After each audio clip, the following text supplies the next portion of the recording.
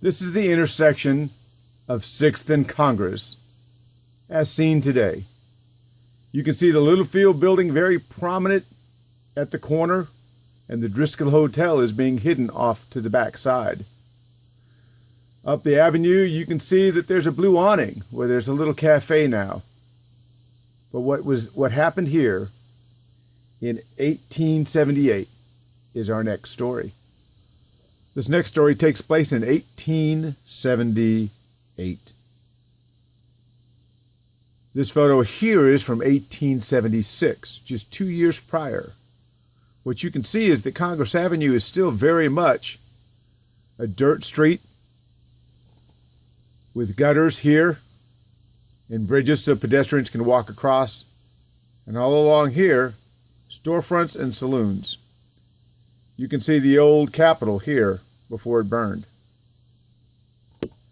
Imagine what life was like back in the 1870s. This photo was most likely taken from the second floor of the Scarborough building near where you're standing now. The date of this is probably sometime in the early 1900s. As you can see, the street is paved and the electric trolley cars are in place. We know it's prior to 1910 because in 1910 this row of buildings was removed and the Littlefield building was erected here, which is blocking your view currently of the Driscoll Hotel. This photo is important because over here in the corner is the Iron Palace Saloon.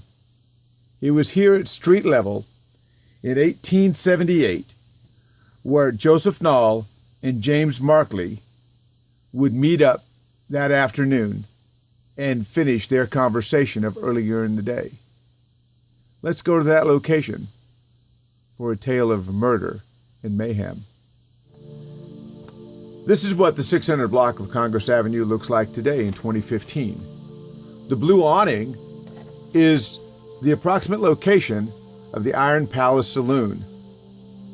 Let's go back to March 13th of 1878 and finish our story about the argument between Joseph Nall and fellow alderman Thomas Markley.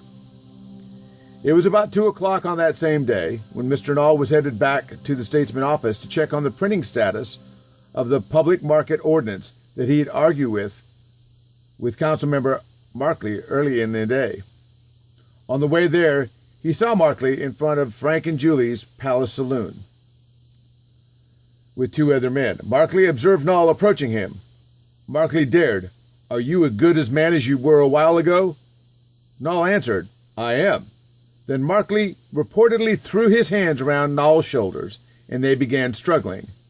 A fight lasted no longer than a minute, during which Nall pulled out a knife from his waistband and stabbed Markley near the heart 3 times, twisting and pushing for lethal effect. Markley staggered into the saloon, fell on his back.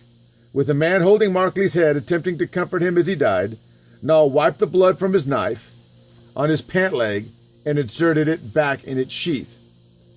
Immediately after the altercation, Nall coolly walked to the marshal's office to turn himself in, stopping to have a conversation with the mayor, whom he ran into on the way. Nall told the marshal that he was defending himself against a stronger, heavier man. After considerable testimony in a preliminary investigation over the course of about 2 weeks, Nall was arraigned for the death of Markley, spending just 1 night incarcerated before he was released on bail. The swiftness of Texas frontier justice in the 19th century was legendary. An accused man could be tried and hung in a week, but Nall had the money and the best lawyers, who delayed the trial for almost 2 years and obtained a change of venue to Georgetown, just north of Austin. A trial was heard on January 20th of 1880, after Nall's lawyers failed to gain yet another continuance. Nall's claim of self-defense vindicated him in a jury decision made public the following day.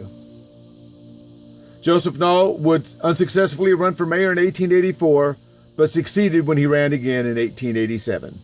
His main opponent, curiously, was one of the witnesses on the street fight, though it did not become a campaign issue. This is an aerial view of Oakwood Cemetery. Joseph Nall and Thomas Markley are once again, and for eternity, neighbors, separated by 1,178 feet. The Nall family plot is in the north section of the cemetery and can clearly be seen by Martin Luther King Boulevard, East 19th Street, across the street from Dishfalk Field. It is a very stately family plot.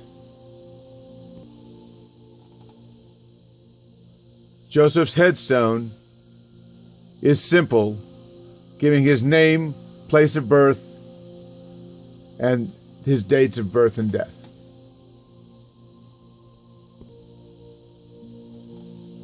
Thomas J. Markley, his stone lies broken in the south part of the cemetery, all but forgotten. There are no buildings downtown that state his name, unlike that of Nall. The only thing left to remember Mr. Markley is this story in a broken stone.